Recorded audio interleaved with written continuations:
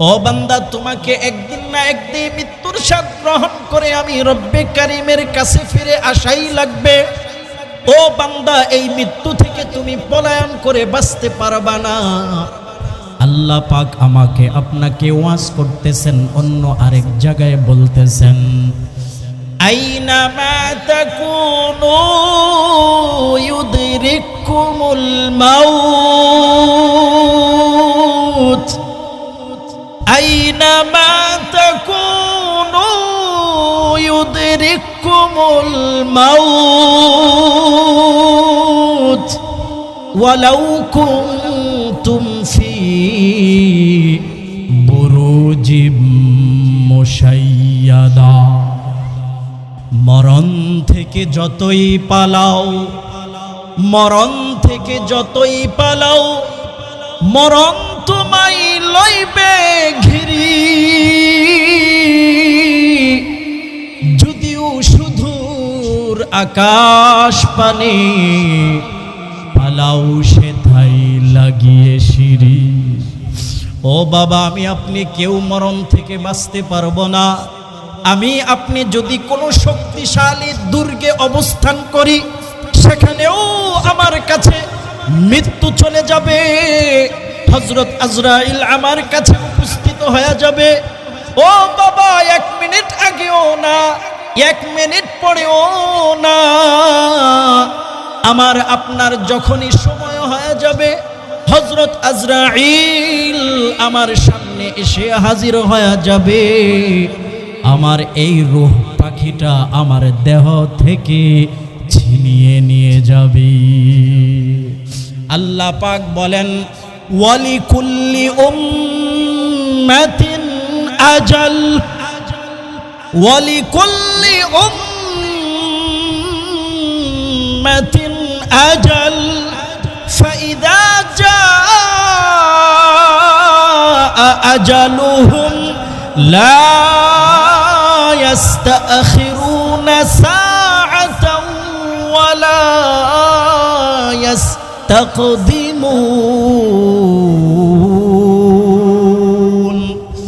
ও বান্দা, যখন তোমার টাইম হয়ে যাবে, ও বান্দা, যখন তোমার সময় হয়ে যাবে, ও বান্দা, 1 মিনিট আগেও হযরত আজরাইল আসবে না, 1 মিনিট পরেও আসবে না।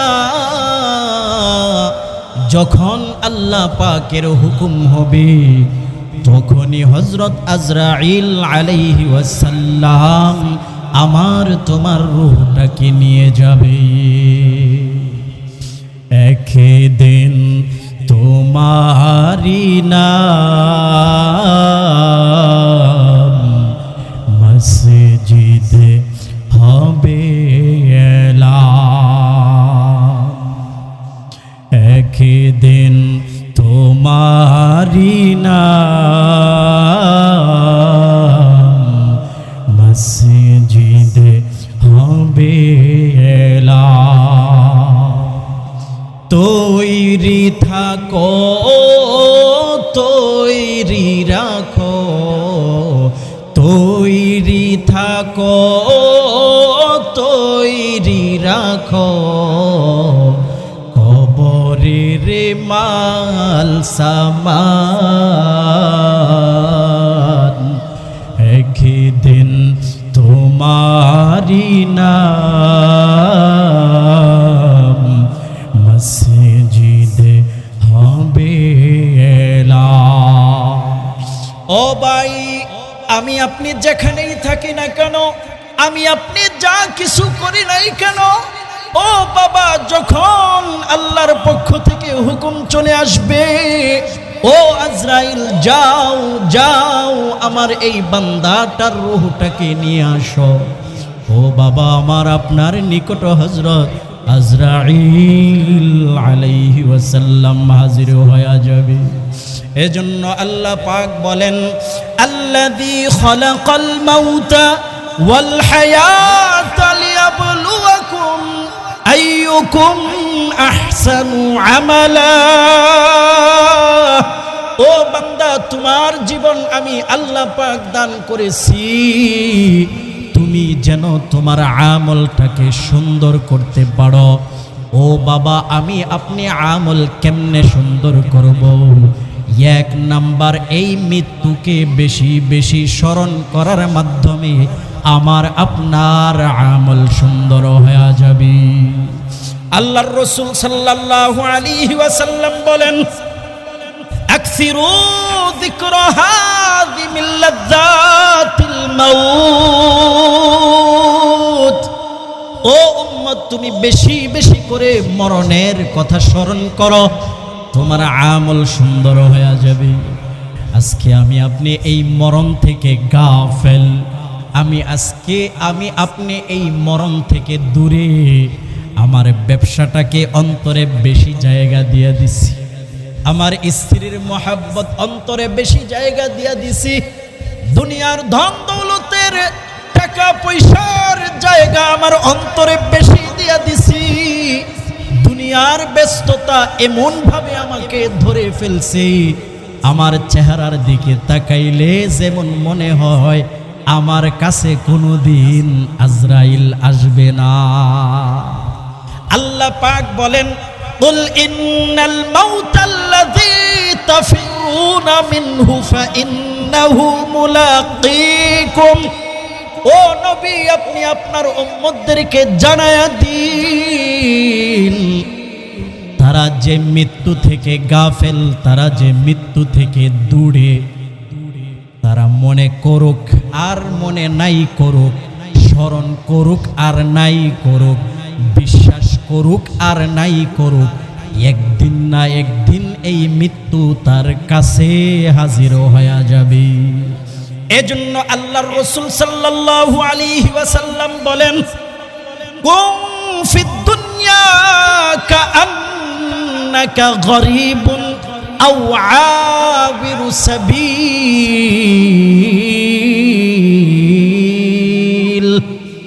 ও উম্মত, দুনিয়ার মাঝে তুমি এমন ভাবে বসবাস করো যেন তোমাকে দেখলে মনে হবে তুমি একটা মুসাফির অথবা পথচারী। ও বাবা, কোন মুসাফির কি রাস্তার মাঝে, কোন পথচারী কি সে বড় বড় বিল্ডিং করার স্বপ্ন দেখে, টাকা পয়সা জমানের স্বপ্ন দেখে? দেখে একটু চিন্তা করেন, বাস্তব যারা বাংলাদেশি বিদেশের জমিনে আছে, মাসে 2 লাখ 3 লাখ 5 লাখ টাকা ইনকাম করে, মাসে 5 লাখ 2 লাখ 3 লাখ টাকা ইনকাম করে, এরপরেও তারা বিদেশের জমিনে বাড়ি বানায় না। কথা বলেন ঠিক না বেঠিক? কি বাড়ি বানায়? বানায় না। বরং কোনো কিছু করতে গেলে সাথের বন্ধু বলে, এই তুই কি বোকা নাকি? তুই আসস প্রবাসে, তুই এখানে বাড়ি করতেছিস, তুই কি এখানে থাকতে পারবি নাকি? তুই তো একটা বোকা। বলেন কথা ঠিক না বেঠিক? কোনো আকলবান, কোনো বুদ্ধিমান লোক প্রবাসে গিয়া বাড়ি ঘর বানবে? কারণ সে এটা বিশ্বাস করে, এখানে আমি থাকতে আসি নাই, হয়তোবা 10 বছর, হয়তোবা 20 বছর, হয়তোবা 30 বছর, একদিন আমাকে এই দেশ ছেড়ে আমার নিজ মাতৃভূমিতে যাওয়াই। এজন্য মুহতারাম হাজিরিন, আমার আপনার অন্তরেও এই কথাটা গাঁথতে হবে, আমার আপনার অন্তরে এই কথাটা ঢুকাইতে হবে, আমি এই দুনিয়াতে চিরদিন থাকব না। কি লাভ হবে বড় বড় বিল্ডিং বাড়ি বানাইয়া? কি লাভ হবে দালান কোঠা বানাইয়া? কি লাভ হবে ক্ষমতার পিছনে দৌড়াইয়া? যেদিন আমার কাছে হযরত আজরাইল চলে আসবে, আমার বড় বড় বিল্ডিং বাড়ি আমাকে রাখতে পারবে না, আমাকে টাকা পয়সা রাখতে পারবে না, আমার ক্ষমতা আমাকে রাখতে পারবে না, আমার শক্তি আমাকে রাখতে পারবে না। হও না যতই তুমি বীর পালুয়ান, হও না যতই তুমি বীর পালুয়ান, মালাকুল মউত এসে নিবে তোমার জান।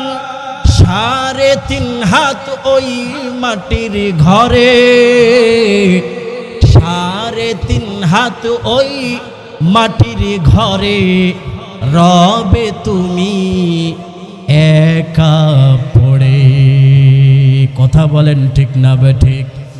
এজন্য আমল সুন্দর করতে চাও, আমল সুন্দর বানাইতে চাও, তাহলে একটা কথা সব সময় অন্তরে রাখো, মরণকে বেশি বেশি স্মরণ করো।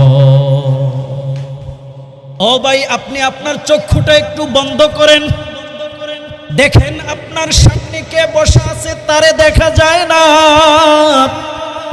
আপনার ডানে বামে পিছনে কে আছে তারেও দেখা যায় না। আপনার সামনে কোন মৌলবী ওয়াজ করতেছে তারেও দেখা যায় না। ও বাবা, যেদিন আপনার নিকট হযরত আজরাইল আলাইহি ওয়াসাল্লাম চলে আসবে, আপনার রূহটা নিয়ে যাবে, ওই দিনও তো এরকম আপনার চক্ষু বন্ধ হয়ে যাবে। ও বাবা, চক্ষুটা বন্ধ করে একটু মরণের মুরাকাবা করেন। মনে করেন আপনার রূহটা আপনার দেহ থেকে আজরাইল নিয়ে গেছে, আপনার আত্মীয় স্বজনরা আপনাকে দেখতে চলে আসছে, আপনার সন্তান আপনার লাশের পাশে বসে বসে কাঁদতেছে, আপনার স্ত্রী বসে বসে কাঁদতেছে, আপনার আত্মীয় স্বজনরা কাঁদতেছে।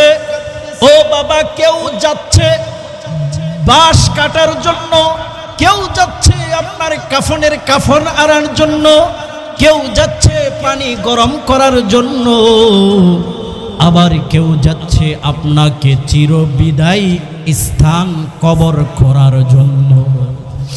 ও বাবা,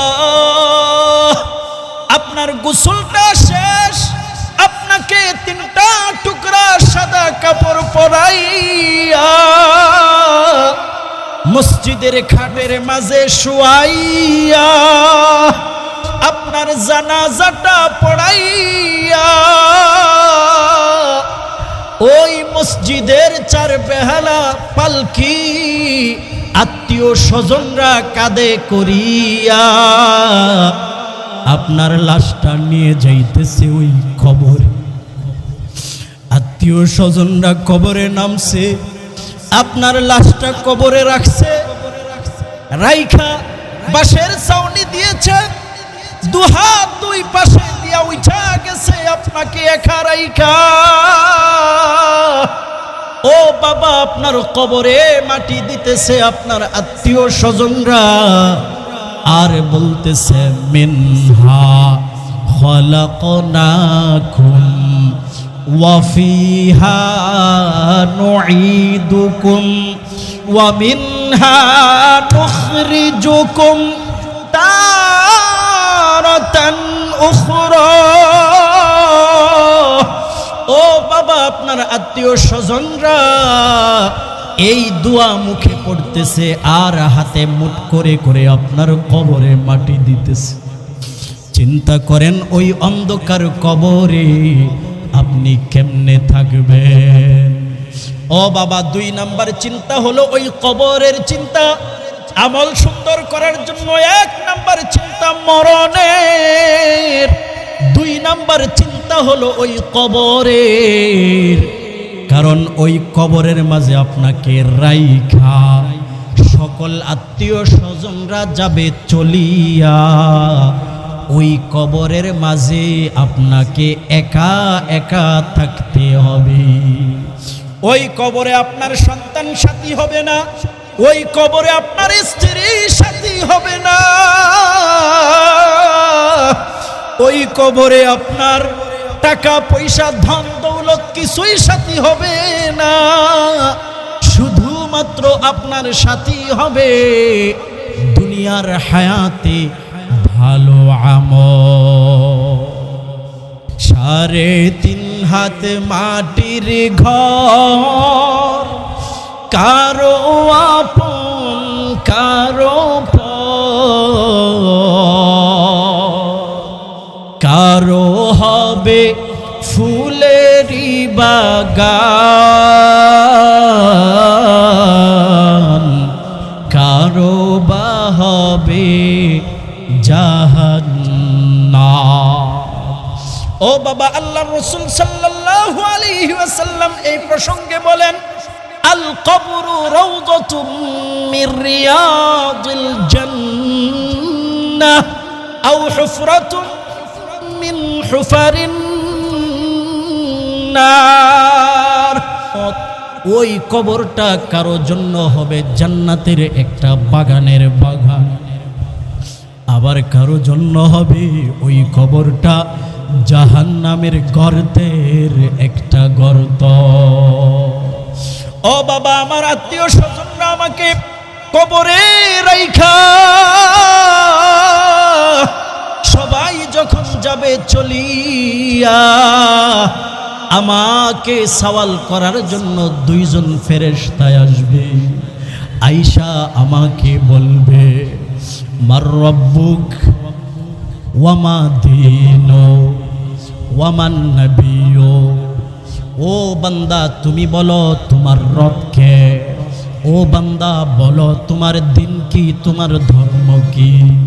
ও বান্দা, তুমি বলো তোমার নবী কে। ও বাবা, যদি দুনিয়ার হায়াতটা সুন্দর করে ওই কবরে নিয়ে যেতে পারেন, দুনিয়ার হায়াতটা আপনি আমল দিয়া সাজায়া নিয়ে যেতে পারেন, ফেরেশতা যখন বলবে তোমার প্রভুকে, আপনি বলবেন রব্বি আল্লাহ, রব্বি আল্লাহ। ও বাবা, একটু আওয়াজ করে বলেন না, আমার আপনার রব কে। আরো আওয়াজ করে বলেন, আমার আপনার মালিক কে। ও বাবা, যদি আমলটা সুন্দর করে ওই কবরে যাইতে পারেন, তাহলে কবরের মাঝে গিয়ে বলবেন রব্বি আল্লাহ। যদি আমলটা সুন্দর করে নিয়ে যাইতে পারেন, 2 নাম্বার প্রশ্নের উত্তর আপনি দিবেন দীনিয়াল ইসলাম। 3 নাম্বার উত্তর দিবেন হুয়া রাসূলুল্লাহ সাল্লাল্লাহু আলাইহি ওয়াসাল্লাম। বলেন আমার আপনার নবীকে। আওয়াজ করে বলেন আমার আপনার নবীজির নাম কে। আরো জোরে বলেন আমার আপনার নবীজির নাম কে। নাম কি? আজকে মুসলমানের সন্তান মুহাম্মদের উম্মত হইয়া নবীজির নাম বলতে পারে না। মাঝে মধ্যে কিছু পিক আসে, ভিডিও আসে, জিজ্ঞাসা করে বলো তো তোমার নবীর নাম কি। এমন এমন নাম বলে যেটা এখানে মাইকে বলা যাবে না, হয়তোবা আপনারা শুনছেন। আমার আপনার নবীজির নাম কি? আওয়াজ করে বলেন। ও বাবা, 3 নম্বর প্রশ্নের উত্তর যখন আমি আপনি বলবো হুয়া রাসূলুল্লাহ সাল্লাল্লাহু আলাইহি ওয়াসাল্লাম, এমনি আল্লাহর পক্ষ থেকে আওয়াজ আসবে আন সাদাকা আবদি ফাআফরিশুহু মিনাল জান্নাহ ওয়া আলবিসুহু মিনাল জান্নাহ ওয়াফতাহু বাবান ইলাল জান্নাহ। ও ভাই, আল্লাহর পক্ষ থেকে আওয়াজ আসবে, বলবে এই বান্দাটা সত্য কথা বলেছে, তার কবরের মাঝে জান্নাতের বিছানা বিছায়া দাও, তারে জান্নাতের পোশাকটা পরাইয়া দাও, তারে জান্নাতের দরজাটা তার জন্য খুলিয়া দাও। ও বাবা, যদি আমল সুন্দর না নিয়ে যাইতে পারি, আমাকে যখন ফেরেশতা বলবে মার রব্বুক ওয়া মান দীনুক, তোমার প্রভুকে, তোমার দিন কি, তোমার নবীকে, আমার মুখে শুধু এটাই থাকবে লা আদরি, লা আদরি, আমি এগুলা জানি না। আল্লাহর পক্ষ থেকে আওয়াজ আসবে আনকাযাবা আবদি ফাআফরিশুহু মিনান নার ওয়া আলবিসুহু মিনান নার ওয়াফতাহু বাবান ইলান জাহান্নাম। ও বাবা, আল্লাহর পক্ষ থেকে আওয়াজ আসবে, আমার এই বান্দাটা মিথ্যা বলতেছে, তার কবরের মাঝে জাহান্নামের আগুন জ্বালায়া দাও, তারে জাহান্নামের পোশাকটা পরায়া দাও, তার কবরে জাহান্নামের দরজাগুলা খুলিয়া দাও। ও বাবা, এই জন্য দুনিয়ার হায়াতে আমাকে ওই কবরের চিন্তা করতে হবে। যদি আমি আপনি এক নাম্বার মরণের চিন্তা সবসময় অন্তরে রাখি, দুই নাম্বার ওই কবরের চিন্তা যদি আমার আপনার অন্তরে রাখি, তাহলে আমার আপনার জীবনের আমল সুন্দর হয়ে যাবে। আজকে আমার আপনার অন্তরে সেই কবরের চিন্তা নাই, অথচ আমি জান্নাতি না জাহান্নামী এটাও জানি না। জানি বলেন, অথচ দুনিয়ার মাঝে যারা জান্নাতের ঘোষণা পেয়েছে, কার জবানে? নবী মুহাম্মদ সাল্লাল্লাহু আলাইহি ওয়াসাল্লামের জবানে। তাদের অন্তরে ওই কবরের ভয় কতটুকু ছিল, অথচ জান্নাতের সার্টিফিকেট পাওয়া। হযরত আবু বকরের অন্তরে কবরের ভয় কি পরিমাণ ছিল, হযরত ওমরের অন্তরে কবরের ভয় কতটুকু ছিল, হযরত ওমর, হযরত আলী, তাদের অন্তরে কি পরিমাণ ভয় অন্তরে ছিল।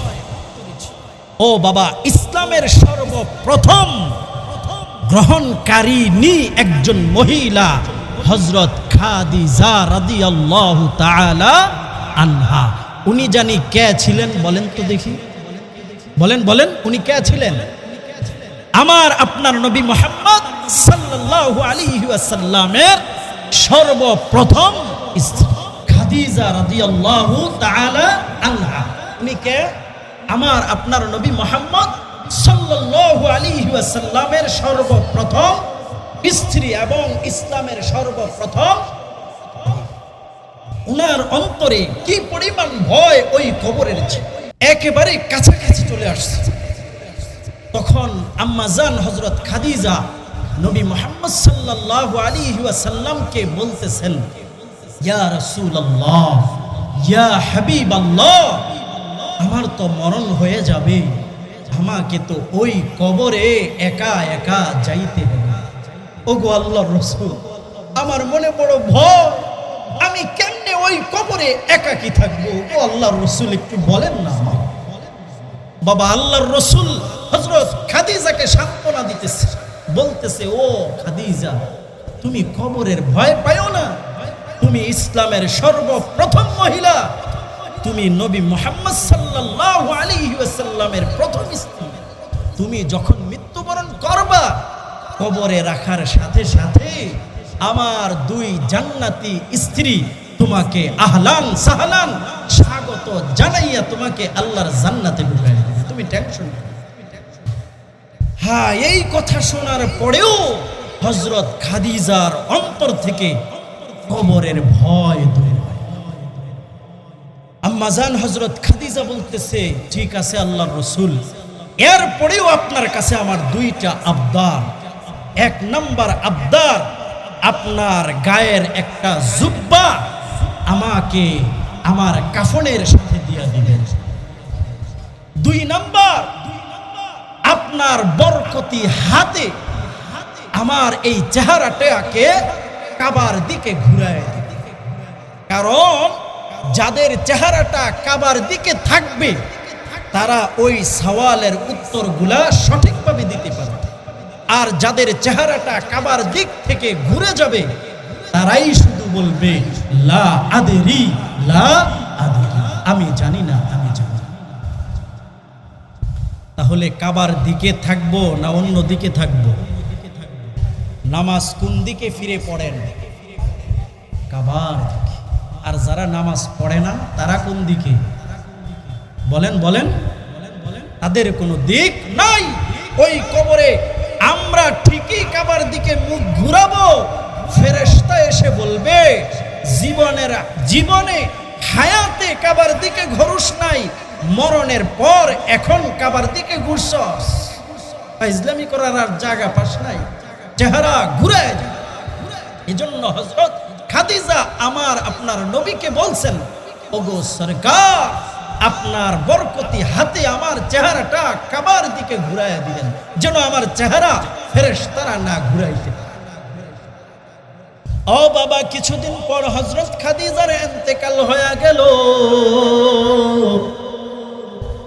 আম্মাজান হযরত খাদিজার কথা অনুযায়ী কাফনের সাথে রাসূল করিম সাল্লাল্লাহু আলাইহি ওয়াসাল্লামের একটা জুব্বার অংশ দিয়ে দেওয়া হলো। আম্মাজান হযরত খাদিজার কথা অনুযায়ী আমার আপনার নবী মুহাম্মদুর রাসূলুল্লাহ সাল্লাল্লাহু আলাইহি ওয়াসাল্লাম কবরে হযরত খাদিজার চেহারাটাকে কাবার দিকে ঘুরাইয়া দিলেন। কিন্তু বাবা, ঘটনা আরেক দিকে ঘুরে গেল। আমার আপনার নবী হযরত মুহাম্মদ সাল্লাল্লাহু আলাইহি ওয়াসাল্লাম হযরত খাদিজার কথা অনুযায়ী হযরত খাদিজার চেহারাটা কাবার দিকে ঘুরায়, কিন্তু হযরত খাদিজার চেহারা আসমানের দিকে ঘুরে যায়। আল্লাহর রাসূল আবার খাদিজার চেহারা কাবার দিকে ঘুরায়, আবার খাদিজার চেহারা আসমানের দিকে ঘুরে যায়, আবার চেহারা কাবার দিকে ঘুরায়, আবার চেহারা আসমানের দিকে ঘুরে যায়। ও বাবা, নবী মুহাম্মদ সাল্লাল্লাহু আলাইহি ওয়াসাল্লামের অন্তরে ভয় ঢুকে গেছে। আসমানের দিকে তো হাত তুলে আল্লাহকে বলতেছেন, ওগো আল্লাহ, আপনি কি আমার খাদিজার উপর নারাজ? আমি আমার হাত দিয়া খাদিজার চেহারা কাবার দিকে ঘুরাই, কিন্তু খাদিজার চেহারা কাবার দিক থেকে সরে আসমানের দিকে ঘুরে যায়। আবার ঘুরাই, আবার ঘুরে যায়, আবার ঘুরাই, আবার ঘুরে যায়। এরকম বলে বলে চোখের পানি ফেলাইতেছে। এমনি হযরত জিবরাইল আলাইহি ওয়াসাল্লাম চলে আসে। হযরত জিবরাইল আলাইহি ওয়াসাল্লাম ডাক দেয়, ইয়া রাসূলুল্লাহ, ইয়া হাবিবাল্লাহ, আপনি টেনশন নেবেন না, আপনার মনে কোনো ভয় নেবেন না। আপনার খাদিজার প্রতি মহান আল্লাহ এত খুশি, এত খুশি, আপনার বরকতি হাতে কাবার দিকে চেহারা ঘুরান, আর আল্লাহ আরশে আজিম থেকে নিজ কুদরতি ভাবে নিজের দিকে ঘুরান। আল্লাহ আল্লাহ क्या मुबारक नाम है, अल्लाह अल्लाह आशिकों का काम है। ও বান্দা, এজন্য দুনিয়ার হায়াত সুন্দর করতে হলে আমার আপনার এই দুইটা কথা সব সময় মনে রাখতে হবে। এক নাম্বার কথা হলো মৃত্যুকে বেশি বেশি করে স্মরণ করতে হবে। দুই নাম্বার ওই কবরের কথা বেশি বেশি করে অন্তরে স্মরণ রাখতে হবে। ও বাবা, নবী মুহাম্মদ সাল্লাল্লাহু আলাইহি ওয়াসাল্লাম ওই কবরের পাশে গিয়ে এমন ভয় পাইতেন, এমন ভয় পাইতেন, অথচ যাকে না বানাইলে আল্লাহর জান্নাত আল্লাহ বানাইতেন না, অথচ যাকে না বানাইলে লৌহ মাহফুজ, আরশ, কুরসি কিছুই আল্লাহ বানাইতেন না, আসমান, জমিন, চন্দ্র, গ্রহ, নক্ষত্র কিছুই বানাইতেন না। এমন নবী উনিও কোন কবরের পাশে গিয়া এমন ভাবে কান্না কাটতেন, এমন ভাবে চোখের পানি ফেলাইতেন। হযরত ওসমান রাদিয়াল্লাহু তাআলা আনহু বলেন, আমার আপনার নবী কবরের পাশে এমন কান্না করতেন, এমন কান্না করতেন, রাসূলের দাড়ি মুবারক চোখের পানিয়ে ভিজে যাইত। আর আল্লাহর কাছে বলতো, আল্লাহুম্মা ইন্নী আউযু বিকা মিন আযাবিল কবর ওয়া আউযু বিকা মিন আযাবি জাহান্নাম। ও বাবা, নবী যদি কবরের ভয়ে জাহান্নামের ভয়ে কন্দন করে, তাহলে আমি আপনি কি পরিমাণ কাঁদা লাগবে?